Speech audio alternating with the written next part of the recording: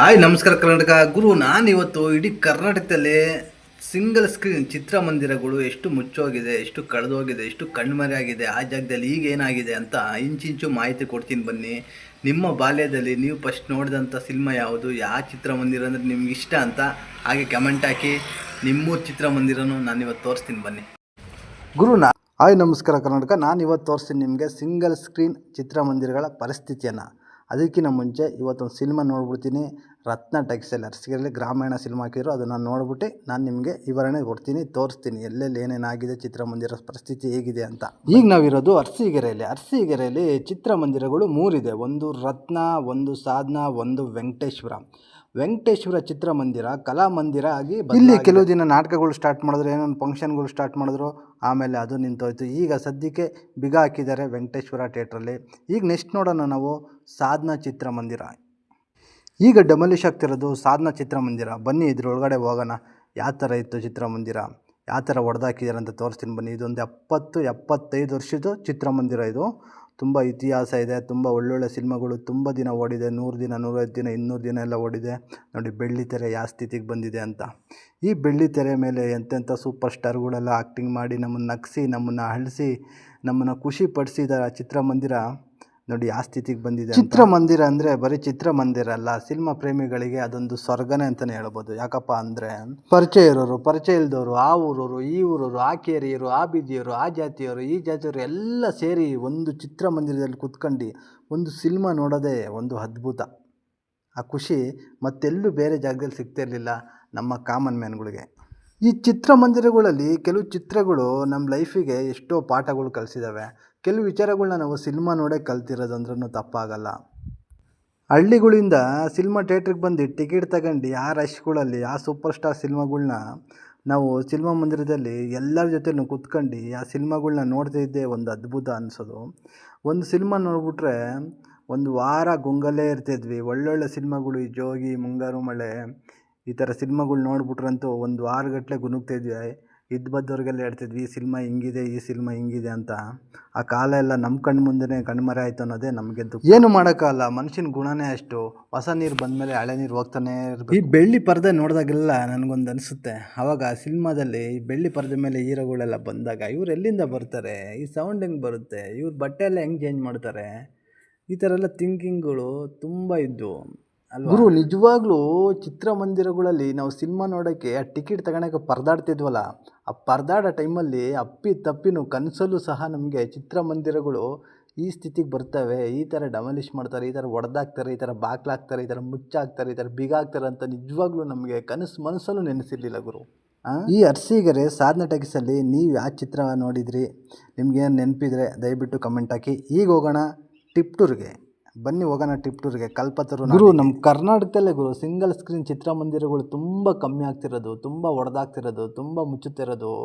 ತಮಿಳ್ನಾಡಲ್ಲಿ, ಆಂಧ್ರದಲ್ಲಂತೂ ಒಳ್ಳೊಳ್ಳೆ ದೊಡ್ಡ ದೊಡ್ಡ ಸಿನಿಮಾ ಥಿಯೇಟ್ರುಗಳ್ನ ಕಟ್ತಿದ್ದಾರೆ. ಉದಾಹರಣೆಗೆ ಮಹೇಶ್ ಬಾಬು ಅವರು ಕಪಾಲಿ ಸಿನಿಮಾ ಥಿಯೇಟ್ರನ್ನ ತಗೊಂಡು ನಮ್ಮ ಬೆಂಗಳೂರಲ್ಲೇ ಕಟ್ಟಿದ್ದಾರೆ ಅದ್ದೂರಿಯಾಗಿ. ಅಲ್ಲು ಅರ್ಜುನ್ ಅವ್ರ ಥಿಯೇಟ್ರ್ ಇದೆ. ದೊಡ್ಡ ದೊಡ್ಡ ಪ್ರೊಡಕ್ಷನ್ ಹೌಸ್ಗಳದೆಲ್ಲ ಸಿನಿಮಾ ಥಿಯೇಟ್ರುಗಳಿದ್ದಾವೆ ಆಂಧ್ರದಲ್ಲಿ, ತಮಿಳ್ನಾಡಲ್ಲಿ. ನಮ್ಮ ಕನ್ನಡ ಆ್ಯಕ್ಟ್ರಸ್ಗಳು ಸಿನಿಮಾ ಮಾಡ್ತಾರೆ, ಬೇರೆ ಕಡೆ ಎಲ್ಲ ಬಂಡವಾಳ ಹಾಕ್ತಾರೆ, ಬೇರೆ ಏನೋ ಬಿಸ್ನೆಸ್ ಮಾಡ್ತಾರೆ, ಸಿನಿಮಾ ಮಾಡ್ತಾರೆ. ಆ ಸಿನಿಮಾನ ನೋಡೋಕ್ಕೋಸ್ಕರ ಈಗ ಚಿತ್ರಮಂದಿರಗಳು ಓನರ್ಗಳು, ಹಳೆ ಓನರ್ಗಳೆಲ್ಲ ಆವಾಗ ಯಾರೋ ಪ್ಯಾಷನ್ ಇತ್ತು, ಚಿತ್ರಮಂದಿರಗಳ್ನ ಕಟ್ಟಿದ್ರು. ಈಗ ಅವ್ರ ಮಕ್ಕಳು ಬಂದರು, ಚಿತ್ರಗಳು ಓಡ್ತಾ ಇಲ್ಲ, ಹಂಗಾಗಿ ಅವರು ಡೆಮಾಲಿಷ್ ಮಾಡಿ ಹೊಡೆದಾಕ್ಬಿಟ್ಟು ಚಿತ್ರಮಂದಿರಗಳ್ನ ಬೇರೆ ಏನೋ ಕಟ್ತಿದ್ದಾರೆ.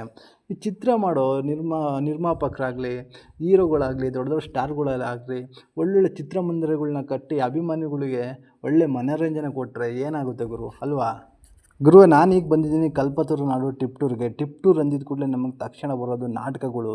ಸಿಕ್ಕಾಪಟ್ಟೆ ನಾಟಕಗಳು ಟಿಪ್ಟೂರಲ್ಲಿ ನಡೀತಿದ್ವು. ಸಿಕ್ಕಾಪಟ್ಟೆ ಕಲಾವಿದರಿದ್ದಾರೆ ಟಿಪ್ಟೂರಲ್ಲಿ. ಯಾಕಪ್ಪ ಅಂದರೆ ಗುಬ್ಬಿ ತುಂಬ ಹತ್ರ ಟಿಪ್ಟೂರ್ಗೆ. ಹಾಗಾಗಿ ತುಂಬ ಚಿತ್ರಪ್ರೇಮಿಗಳು ತುಂಬ ಇದು ಟಿಪ್ಟೂರಲ್ಲಿ ಆಲ್ಮೋಸ್ಟು 4 ಚಿತ್ರಮಂದಿರಗಳಿದ್ದು. ಒಂದು ಲಕ್ಷ್ಮಿ, ಒಂದು ವಿನೋದ, ಇನ್ನೊಂದು ಗಣೇಶ, ಇನ್ನೊಂದು ತ್ರಿಮೂರ್ತಿ. ಯಾವ ಚಿತ್ರಮಂದಿರ ಯಾವ ಸ್ಥಿತಿಲಿದೆ ಅಂತ ನೋಡೋಣ ಬನ್ನಿ. ಫಸ್ಟ್ ಹೋಗೋಣ ನಾವು ಲಕ್ಷ್ಮಿ ಥಿಯೇಟ್ರಿಗೆ. ಈ ಲಕ್ಷ್ಮಿ ಥಿಯೇಟ್ರಲ್ಲಿ ನಾನು ಆವಾಗ ನಮ್ಮೂರಿಂದ ಲಕ್ಷ್ಮಿ ಥಿಯೇಟ್ರಿಗೆ ಹೋಗ್ತಿದ್ದೆ. ಯಾಕಪ್ಪ ಅಂದರೆ ನಮ್ಮೂರಲ್ಲಿ ಆವಾಗ ಆಗೆಲ್ಲ ಸಿನಿಮಾಗಳು ಗುರು 1 ವಾರ 2 ವಾರ ಓಡ್ತಿರಲಿಲ್ಲ. 100 ದಿನ 105 ದಿನ ತಿಂಗ್ಳಾನ್ಗಟ್ಟಲೆ ಓಡೋದು. ನಾವು ಸಿನಿಮಾಗಳ್ನ ನೋಡಿ ನಮ್ಮೂರಲ್ಲಿ ನೋಡಿ ಅವು ತೆಗಿತಿರಲಿಲ್ಲ, ಚೇಂಜ್ ಮಾಡ್ತಿರಲಿಲ್ಲ. ನಮಗೆ ಹೊಸ ಸಿನಿಮಾ ನೋಡಬೇಕು ಅಂತ ನಾವೇನು ಮಾಡ್ತಿದ್ವಿ, ಭಕ್ತರಿಗೆ ಹೋಗ್ಬಿಟ್ಟು ಟಿಪ್ಟಲ್ಲಿ ಹೋಗಿ ನೋಡ್ಕೊಂಡು ಬರ್ತಿದ್ವಿ ಸಿನಿಮಾಗಳ್ನ. ಆ ಥರ ನೋಡಿ ಸಿನಿಮಾ ಜೋಗಿ ಸಿನಿಮಾ ನೋಡಿ ಬನ್ನಿ. ಈಗ ಹೆಂಗಿದೆ ಲಕ್ಷ್ಮೀ ಥಿಯೇಟ್ರ್ ತೋರಿಸ್ತೀನಿ ಬನ್ನಿ. ಲಕ್ಷ್ಮೀ ಥಿಯೇಟ್ರ್ ರನ್ನಿಂಗಲ್ಲಿದೆ, ಆದರೆ ಬೇರೆ ಭಾಷೆ ಸಿನಿಮಾ, ಯಾರ ಹೊಸ ಸಿನಿಮಾ, ಸಣ್ಣ ಸಿನಿಮಾ ಬಂದರೆ ಜನ ಬರೋಲ್ಲ. ಹಾಗಾಗಿ ಸಿನಿಮಾ ಥಿಯೇಟ್ರ್ ರನ್ನಿಂಗಲ್ಲಿ ಇರುತ್ತೆ, ಆದರೆ ಶೋಗಳು ಹಾಕಲ್ಲ, ಜನ ಬರೋಲ್ಲ ಅಂತ ಶೋಗಳು ಹಾಕಲ್ಲ. ಭಾನುವಾರ ಮೋಸ್ಟ್ಲಿ ಶೋಗಳು ಹಾಕ್ಬೋದು, ಭಾನುವಾರ ಫ್ಯಾಮಿಲಿ ಬರ್ತಾರೆ ಅಂತ. ಬಾಕಿ ಟೈಮಲ್ಲಿ ಶೋಗಳ್ನ ಕ್ಯಾನ್ಸಲ್ ಮಾಡ್ಕೊಂಡು ಸುಮ್ಮನೆ ಕೂತಿರ್ತಾರೆ, ಸಿನಿಮಾಗಳು ಹಾಕ್ಕೊಂಡು ಸುಮ್ಮನೆ ಕೂತಿರ್ತಾರೆ. ಆಮೇಲೆ ಯಾವುದೋ ದೊಡ್ಡ ಸ್ಟಾರ್ ನಟ ದೊಡ್ಡ ಸಿನಿಮಾಗಳು ಬಂದರೆ ಮಾತ್ರ ಶೋಗಳು ಸ್ಟಾರ್ಟ್ ಆಯ್ತವೆ. ಹಂಗಿದೆ. ಮನಸ್ಸಲ್ಲೂ ಅಂದ್ಕೊಂಡಿರಲಿಲ್ಲ ಗುರು, ನಾವು ಅಂಗೈಯಲ್ಲೇ ಸಿನಿಮಾ ನೋಡ್ತೀವಿ ಅಂತ. ಒಂದು ಟೈಮಲ್ಲಿ ಸಿನಿಮಾ ನೋಡೋಕ್ಕೆ ಎಷ್ಟು ಪರದಾಡ್ತಿದ್ವಿ ಅಂದರೆ ನಾವು, ಅಬ್ಬಬ್ಬಬ್ಬು, ಚಿತ್ರಮಂದಿರನೇ ಸ್ವರ್ಗ ಅಂತ ಅನ್ಕೊಂಬಿಟ್ಟಿದ್ವಿ. ಎಂಥ ಟೈಮ್ ಬಂತು, ಅದಕ್ಕೆ ಟೈಮ್ ಅಂತ ಹೇಳೋದು. ಈಗ ಬನ್ನಿ ನಾವು ಗಣೇಶ ಚಿತ್ರಮಂದಿರದ ಹತ್ರ ಹೋಗೋಣ. ಟಿಪ್ಪುರ್ದು ಮತ್ತೊಂದು ಚಿತ್ರಮಂದಿರ ನೋಡಿ, ದೊಡ್ಡ ಚಿತ್ರಮಂದಿರ, ಬನ್ನಿ ನೋಡೋಣ ಅದು ಹೇಗಿದೆ ಅಂತ. ಗುರು, ಆವಾಗ ಯಾವುದೇ ಸಿನಿಮಾ ಆಗಿರಲಿ ಮಿನಿಮಮ್ಮು 40-50 ಜನ ಇದ್ದೇ ಇರೋರು ಒಂದು ಶೋಗೆ. ಒಂದು ಕಾಲದಲ್ಲಿ ಆ ಸೈಕಲ್ ಸ್ಟ್ಯಾಂಡು ಫುಲ್ಲು ತುಂಬೋಗಿರೋದು.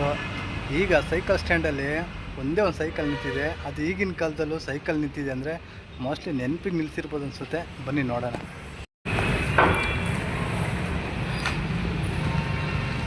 ನೋಡಿ, ಇದು ಸೈಕಲ್ ಸ್ಟ್ಯಾಂಡಲ್ಲಿ ನೆನಪಿಗೋಸ್ಕರ ಏನೋ ಒಂದು ಸೈಕಲ್ ನಿಲ್ಲಿಸಿದ್ದಾರೆ. ನಮ್ಮ ಡಿ ಬಸ್ಸು ಕಟೌಟು ಮಲಗಿದೆ.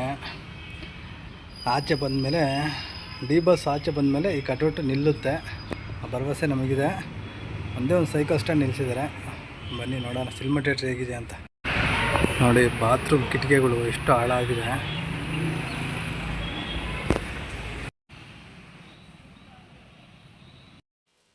ಆಲ್ಮೋಸ್ಟು ಟಿಪ್ಪಲ್ಲಿ 2 ಥಿಯೇಟ್ರ್ ರನ್ನಿಂಗಲ್ಲಿದೆ. ಆಲ್ಮೋಸ್ಟು ಬೇರೆ ಭಾಷೆ ಸಿನಿಮಾಗಳೇ ಓಡ್ತಿದೆ. ನಮ್ಮ ಕನ್ನಡ ದೊಡ್ಡ ದೊಡ್ಡ ಸ್ಟಾರ್ಗಳು ಯಾಕೋ 3 ವರ್ಷ 4 ವರ್ಷ ತಾಂತಾರೆ. ಹಾಗಾಗಿ ದೊಡ್ಡ ದೊಡ್ಡ ಸಿನಿಮಾಗಳು ಬರ್ತಾ ಇಲ್ಲ.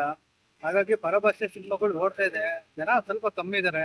2 ಟಿಪ್ಪಲ್ಲಿ 2 ರನ್ನಿಂಗಲ್ಲಿದೆ. ಒಂದು ಲಕ್ಷ್ಮಿ, ಒಂದು ಗಣೇಶ. ಇನ್ನೊಂದು ಥಿಯೇಟ್ರ್ ಇದೆ, ಆ ಡೇಟ್ ಹಚ್ಚಿ ಗೊತ್ತಿಲ್ಲ, ಅಲ್ಲಿಗೆ ಹೋಗೋಣ ಬನ್ನಿ. ಆ್ಯಕ್ಚುಲಿ ಇನ್ನೊಂದು ಥಿಯೇಟ್ರ್ ಅಂತ ಇತ್ತು ಇಲ್ಲಿ. Almost English film, A certificate ಸಿನಿಮಾಗಳು ಆಗೋರು ಇಲ್ಲೆಲ್ಲ. ಅದು ಫುಲ್ಲು ಡೆಮಾಲಿಷ್ ಆಗಿದೆ ಇಲ್ಲೆಲ್ಲ. ಈ ಚಿತ್ರಮಂದಿರಗಳು ಒಂದು ಟೈಮಲ್ಲಿ ಬರೀ ಚಿತ್ರಮಂದಿರ ಆಗಿ ಉಳಿದಿರಲಿಲ್ಲ ನಮಗೆ. ಈ ಸ್ಕೂಲ್ಗಳಲ್ಲಿ, ಮನೆಗಳಲ್ಲಿ, ಈ ಊರುಗಳಲ್ಲಿ ಹೇಳ್ಕೊಳ್ದಿದ್ದ ಪಾಠಗಳು, ಹೇಳ್ಕೊಳ್ದಿದ್ದ ವಿಷಯಗಳೆಲ್ಲ ನಾವು ಸಿನಿಮಾ ಮುಖಾಂತರನೇ ತಿಳ್ಕೊಂತೀವಿ. ಗುರು, ಇದು ಟಿಪ್ಪೂರ್ನೇ 3ನೇ ಚಿತ್ರಮಂದಿರ. ಫಸ್ಟ್ನೇ ನೋಡಿದ್ದು ಲಕ್ಷ್ಮಿ, ಆಮೇಲೆ ಗಣೇಶ, ಇದು ವಿನೋದ ಅಂತ. ನೋಡಿ, ಚಿತ್ರಮಂದಿರ ಇಲ್ಲಿ ಇತ್ತು ಅನ್ನೋದಕ್ಕೆ ಒಂದೇ ಒಂದು ಸುಳಿವೂ ಇಲ್ಲ, ಆ ಥರ ಹೊಡೆದಾಕಿದ್ದಾರೆ. 2 ಪಿಲ್ಲರ್ ಬಿಟ್ಟರೆ ಮತ್ತೇನಿಲ್ಲ. ಇದಕ್ಕೆಲ್ಲ ಕಾರಣ ಏನು ಹೇಳಿ? ಟೆಕ್ನಾಲಜಿ. ಈ ಟೆಕ್ನಾಲಜಿ ಇನ್ನೂ ಎಷ್ಟು ಮುಂದುವರಿಯುತ್ತೋ, ಮತ್ತೆ ಏನೇನು ನುಂಗುತ್ತೋ ನಮಗಂತೂ ಗೊತ್ತಿಲ್ಲ ಗುರು. ಬನ್ನಿ ಇನ್ನೊಂದು ಚಿತ್ರಮಂದಿರ ತೋರಿಸ್ತೀನಿ. ಅದರ ಹೆಸರೇ ತ್ರಿಮೂರ್ತಿ. ಇದೇ ತ್ರಿಮೂರ್ತಿ ಚಿತ್ರಮಂದಿರ. ನೋಡಿ, ಇದನ್ನು ರಾಮ ಪಯಣ. ಇದೇ ತ್ರಿಮೂರ್ತಿ ಥಿಯೇಟ್ರು. ಇನ್ನೇ ಹೊಡೆದಾಕಿದೆ ನೋಡಿ.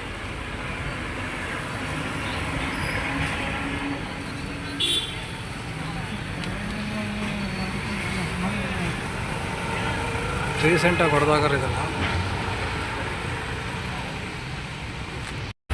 ಪ್ರದರ್ಶನ ಟೈಮ್ ಬೆಳಗ್ಗೆ 11, ಮಧ್ಯಾಹ್ನ 2, ಸಂಜೆ 6, ರಾತ್ರಿ 9. ಗುರು, ಇಲ್ಲಿ ಕಾಣ್ತಿರೋದು ಬರೀ ಕುರ್ಚಿಗಳಲ್ಲ ಗುರು, ಸಿನಿಮಾ ಪ್ರೇಮಿಗಳ ಸಿಂಹಾಸನಗಳು. ನಾವು ಹಳ್ಳಿಗಳಲ್ಲಿ ಇದ್ದಾಗ ಚಿತ್ರಮಂದಿರ ತುಂಬ ದೂರ, ಚಿಕ್ಕ ಮಕ್ಕಳು ಬೇರೆ. ಚಿತ್ರಮಂದಿರಕ್ಕೆ ಹೋಗ್ಬೇಕಂದ್ರೆ ಯಾರ ಜೊತೆನೂ ಹೋಗ್ಬೇಕಾಯ್ತು, ಒಬ್ಬರೇ ಅಂತೂ ಹೋಗೋಕ್ಕಾಗ್ತಿರ್ಲಿಲ್ಲ. ಹಳ್ಳಿಗಳಲ್ಲಿ 1-2 ಟಿ ವಿಗಳು ಇರ್ತಿದ್ವು, ಅದು ವೈಟ್ ಆ್ಯಂಡ್ ಬ್ಲ್ಯಾಕು. ಅದು ಬೇರೆ ಶುಕ್ರವಾರ ಶನಿವಾರ ಮಾತ್ರ ಏನೋ ಪ್ರೋಗ್ರಾಮ್ಗಳು, ಸಿನಿಮಾಗಳು, ಹಾಡುಗಳು ಬರ್ತಿದ್ವು. ಆ ಟಿ ವಿ ಇರೋರ ಮನೆಗೆ ನಾವು ಎಷ್ಟು ಗೋಗರಿತಿದ್ವಿ ಅಂದರೆ, ಬಾಗಿಲು ಹಾಕ್ಕೊಂಡಿರ್ತಿದ್ರು ಅವರು, ತೆಗಿತಿರ್ಲಿಲ್ಲ. ಅಕ್ಕ ಬಾಗಿಲು ತೆಗಿಯಕ್ಕ, ಅಕ್ಕ ಬಾಗಿಲು ತೆಗಿಯಕ್ಕ, ನಿನ್ನ ಕಾಲು ಮುಗಿತೀನಿ ಬಾಗಿಲು ತೆಗಿಯಕ್ಕ ಅಂದ್ರೂ ಬಾಗಿಲು ತೆಗಿತಿರ್ಲಿಲ್ಲ. ನಾವು ಸ್ವಲ್ಪ ದೊಡ್ಡವರಾದ್ಮೇಲೆ, ನಮ್ಮ ಕೈಲೂ ದುಡ್ಡು ಬಂದಮೇಲೆ, ನಮ್ಮೂರಿಗೂ ಬಸ್ಗಳು ಬಂದಮೇಲೆ ನಾವು ಚಿತ್ರಮಂದಿರಗಳಿಗೆ ಹೋಗ್ತಿದ್ವಿ. ಅರಮನೆ ಅಂತ ಚಿತ್ರಮಂದಿರದಲ್ಲಿ ಚಿನ್ನದಂಥ ಚೇರ್ ಹಾಕ್ಬಿಟ್ಟು ಬರೀ 7 ರೂಪಾಯಿ 8 ರೂಪಾಯಿಗೆ ನಮ್ಮನ್ನು ಕೂರಿಸ್ಬಿಟ್ಟು ಅಷ್ಟು ದೊಡ್ಡ ಬೆಳ್ಳಿ ಪರದೆಯಲ್ಲಿ ನಮಗೆ ಸಿನಿಮಾ ತೋರಿಸ್ತಾಯಿರೋ, ಹಳ್ಳಿಗಳಲ್ಲಿ ಟಿ ವಿಲಿ ಸಿನಿಮಾ ನೋಡೋಕೆ ಅಷ್ಟೊಂದು ಗೋಗರಿತಿದ್ವಿ ನಾವು. ಇಂಥ ದೊಡ್ಡ ಅರಮನೆ ಅಂತ ಚಿತ್ರಮಂದಿರದಲ್ಲಿ ನಮ್ಮನ್ನು ಕೂರಿಸಿ ಬರೀ 7 ರೂಪಾಯಿಗೆ ಇಂಥ ಚಿನ್ನದಂಥ ಚೇರ್ ಮೇಲೆ ಕೂರಿಸಿ ಸಿನಿಮಾ ತೋರಿಸಿ ಖುಷಿಪಡಿಸಿ ನಗಿಸಿ ಅಳಿಸಿ ನಮ್ಮನ್ನು ಕಳಿಸ್ತಿದ್ರು ಅಂದರೆ ಈ ಚಿತ್ರಮಂದಿರ ನಮಗೆ ನಿಜವಾಗ್ಲೂ ದೇವಸ್ಥಾನನೇ ಇದ್ದಂಗೆ. ಇಂಥ ಚಿತ್ರಮಂದಿರಗಳು ನಮ್ಮ ಕಣ್ಣು ಮುಂದೆಯೇ ನಮ್ಮ ಜನ್ರೇಷನಲ್ಲಿ ಈ ಸ್ಥಿತಿಗೆ ಬಂದಿರೋದು ನನಗಂತೂ ತುಂಬ ನೋವಾಗ್ತದೆ. ನೀವು ದಯವಿಟ್ಟು ನೀವೇ ಯಾವ ಚಿತ್ರಮಂದಿರದಲ್ಲಿ ನೋಡಿದ್ರಿ, ನಿಮ್ಮೂರಲ್ಲಿರೋ ಚಿತ್ರಮಂದಿರ ನಿಮ್ಗೆ ಯಾವ್ದು ಫೇವ್ರೇಟು, ಮತ್ತು ನಿಮ್ಮೂರಲ್ಲಿ ಯಾವ ಚಿತ್ರಮಂದಿರ ಈ ಥರ ಆಗಿದೆ, ಈ ಥರ ಹಾಳಾಗಿದೆ, ಈ ಥರ ಮುಚ್ಚಿದ್ದಾರೆ ಅಂತ ದಯವಿಟ್ಟು ಕಮೆಂಟ್ ಮಾಡಿ. ನೆಕ್ಸ್ಟು ನಾನು ನಿಮ್ಮೂರ ಚಿತ್ರಮಂದಿರನೇ ನಿಮಗೆ ತೋರಿಸ್ತೀನಿ. ನಮಸ್ಕಾರ. ಒಟ್ಟು ಟಿಪ್ಟೂರಿನಲ್ಲಿ 3 ಥಿಯೇಟ್ರ್ ಇದ್ದು, ಒಂದು ಲಕ್ಷ್ಮಿ, ಒಂದು ಗಣೇಶ, ಒಂದು ತ್ರಿಮೂರ್ತಿ ಡೆಮಾಲಿಷ್ ಆಗಿದೆ. ಕೊನೆಯ ಸಿನಿಮಾ ಸೀತಾ ಪಯಣ, ಧ್ರುವ ಸರ್ಜಾ ಅಗ್ನಿ ಸರ್ಜಾ ಅವ್ರ ಮಗಳದು, ಅದೇ ಕೊನೆಯ ಸಿನಿಮಾ ತ್ರಿಮೂರ್ತಿ ಥಿಯೇಟ್ರಲ್ಲಿ. ಈಗ ಕಡೂರಿಗೆ ಹೋಗೋಣ ಬನ್ನಿ. ನಿಮ್ಮೂರಲ್ಲಿ ಎಷ್ಟು ಚಿತ್ರಮಂದಿರಗಳು ಇದ್ದು ಈಗ ಎಷ್ಟಿದ್ದಾವೆ ಅಂತ ದಯವಿಟ್ಟು ಕಮೆಂಟ್ ಹಾಕಿ.